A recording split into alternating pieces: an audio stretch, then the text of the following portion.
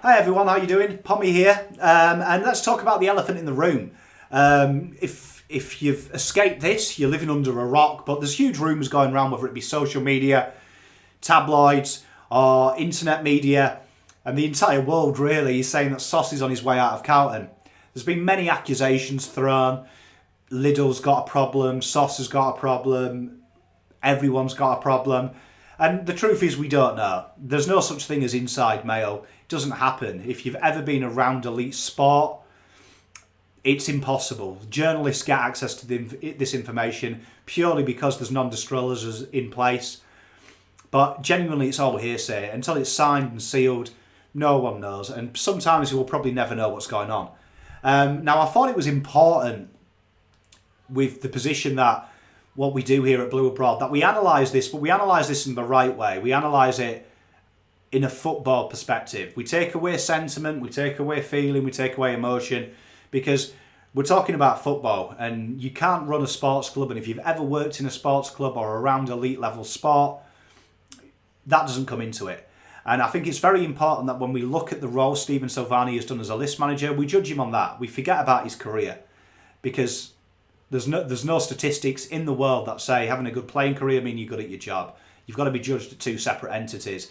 And that's proven in sport. You look at Madden, you look at Mourinho, you look at Clarkson, you look at Ledbetter in golf. Playing resumes mean nothing.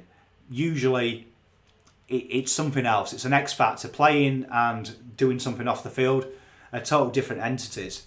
Now, that being said, let's look at Stephen Silvagni as an off-field role. Now, we know when he retired at Carlton, he's one of Carlton's favourite sons. One of his sons now is one of my favourite players, Jack. He's the fabric of Carlton Football Club. His name carries that ethos.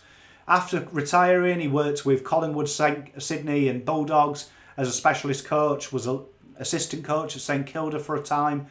And then he was given the opportunity to do something that had never been done in the football, and that was build the newest franchise. Now, he worked with Neville Stibbard at GWS, and together in 1 year, there's no doubt about it, they scouted and formulated perhaps one of the best sides in the competition at the moment.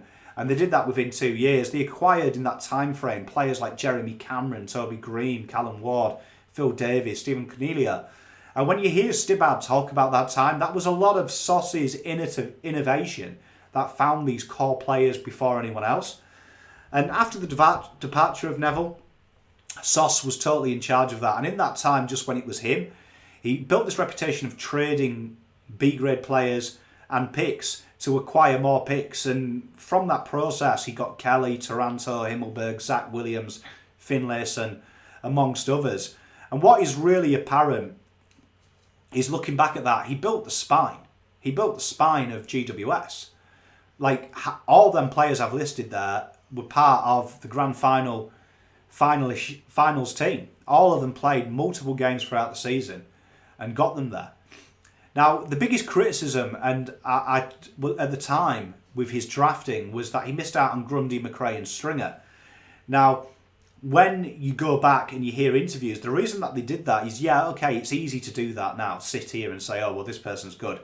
You don't know, but there was a justifiable plan set in place to create a family, to create a bond.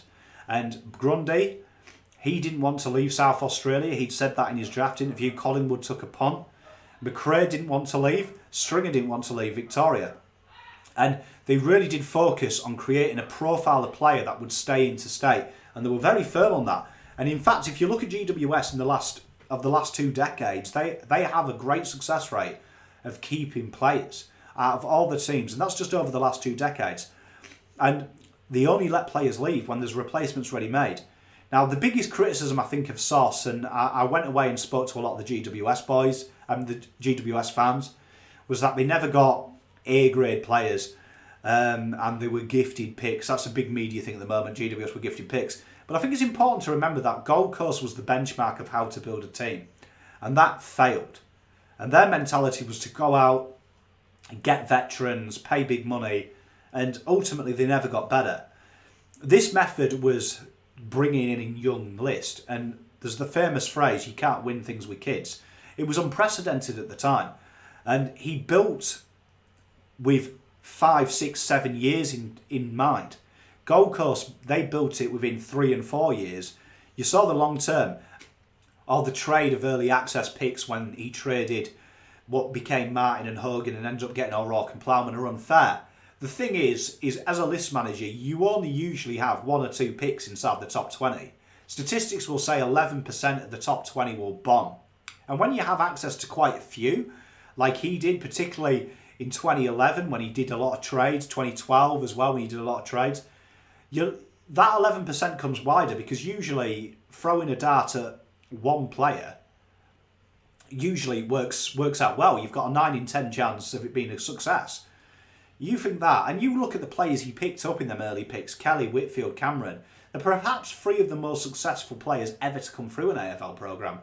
And 65% of players that SOS has brought in have become genuine superstars of the game. And the sad truth is, not many list managers stick around to see the fruits of the labour. You look at Richmond 08 and 10, you look at Hawthorn in the 90s, they're either moved on or forgotten about when the fruits begin to process. And they're never accredited with it. And GWS really owe all their success to Stephen Silvagni because every one of them players was acquired by SOS. Now, we did talk about the biggest criticism was the mature talent and the constant failures in the rookie draft. And I'll answer that when we finished at the end. And I do think that's unfair. Now, at Carlton, we've got to remember when he moved over here, Shane Rogers and Wayne Hughes massacred a list. It was disjointed, it was ageing, it had hangers-on, it was talentless. Outside of a few, it was old stars and just rubbish. And SOS had to strip that. And not only did he have to do that, he had to do it quickly and not cause chaos inside the playing list. Over 4 years, of all them players he inherited, only 8 remain, and that's Simo, Doc, Murphy, Cruiser, Ed, Jones and Levi. And that's over 58 list changes in such a short space of time. He started as he meant to go on as well with his first draft. We forget about that. And with savvy trading, which he made famous at GWS, he got us Charlie, Wheater, McKay, Cunningham and Jack, all of which have shown they are massive parts of Carlton's future. Not many people go into one draft and assume a spine, but you've got your spine and spine wins games. Not many clubs can boast that. And they're very valuable players moving forward. Not only did he get great value from players he got in, he also got great values of players who did want out. And that is one of the hardest things to do in a poor side. We've got to remember that statistically bottom 4 teams lose players for a lot less. It works out roughly 500 to 1,000 points less than the top 8. And if you look at trades like Yaron, Gibbs, Henderson, they resulted in players coming in that were valuable, very valuable to Carlton, and probably have set us up for life. In fact, when we look at the trades and we look at them as a whole of what players have played for us as opposed to what they did elsewhere and what it's brought in, we've actually won over 80%. However, obviously that doesn't answer the question, and the big question I alluded to at GWS. Why doesn't SOS nail trades in free agencies and rookies? And to answer that, it's a 3-part answer. 1, when you actually look at the players he's missed out on, he has the same success rate as anyone else with late draft picks. 50 and onwards gives you less than a 10% chance of snaring a player that plays 50 games. And in free agency, you've got to remember you're relying on 2 huge factors. 1, selling the club by being good enough on the field for a player to take the punt on you. And 2, a player accepting what you're willing to spend. The facts are that since SOS has taken over, our game plan under Bolton was dire. It was one of the worst going around. And in fact, in 2018, was statistically the worst side to ever take the field since university. SOS can't sell a dream. You've got to remember there's limitations, and the media need to remember this. You can't sell what's not there. No player in the right mind would come to us, because it was evident that we were rubbish. And truth be told, the trade we've missed out on where someone has agreed a trade to us is Dylan Shield, who we came off the back of a 2-win season, and Essendon were looking a good side. And Dylan would have been borderline mental to choose us over Essendon. Looking back, the free agencies as well, the players that we could maybe get as restricted free agencies, delisted free agencies, Coggy being a good one. Was he going to leave a team that are guaranteed in the top 8? Also the fact he's so motivated. You've got to remember as well, we've done this before, where we've got better and then got worse. Look at Bolton, year 2.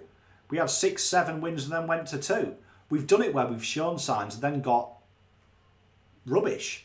How would you know that Teague is the man for the job? If you're a player, you've got to ask these questions. Carlton have done it before, dared to be good, and gone horrific. And for me, the pull of playing a grand final, missing out on a grand final, and being an instant legend at GWS when they inevitably win a flag, it was a no-brainer he'd stay.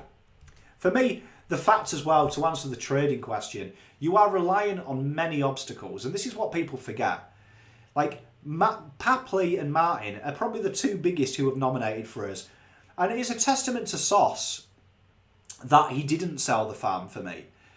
He's built something exciting, and this is his plan to take Carlton back. And there is a feel-good factor back about the place, and it shows there's a testament to what SOS has built that players are now nominating us. But Gold Coast and Sydney were on another planet. Wanting 2A grade players Sydney did for a croc forward is madness and was never going to happen.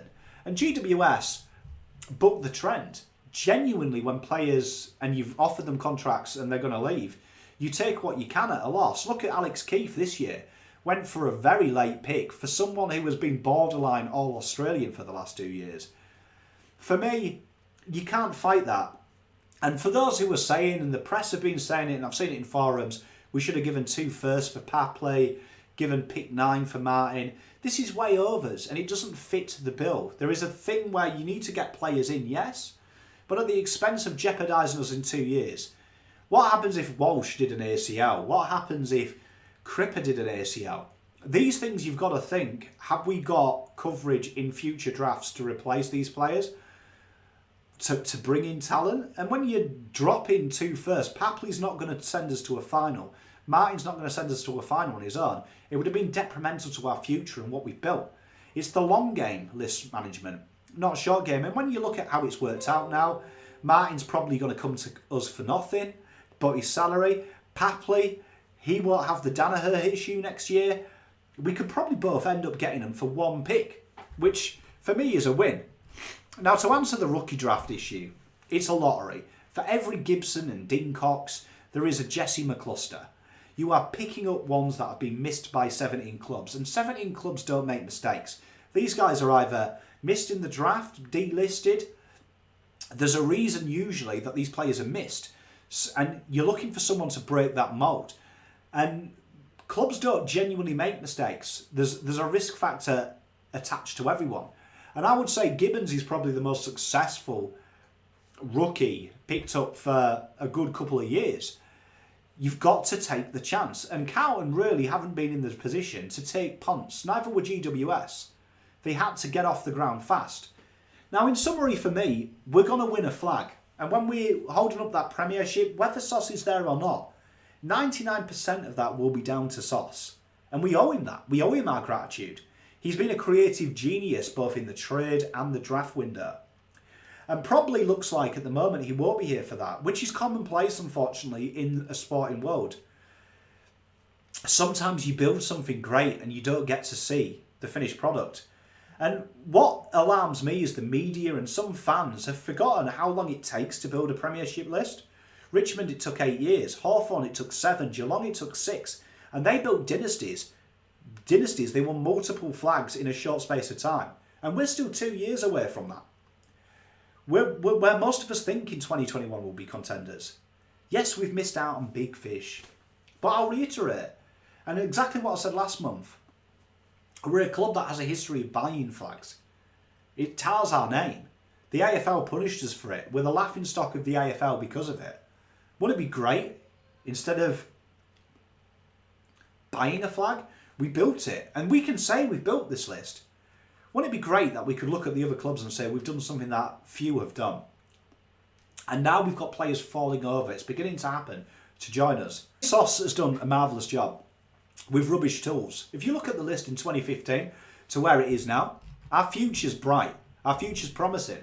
I personally think he has done a marvellous job. Let me know what you guys think. That's my thoughts on it. That's my answer to the media. Please let me know.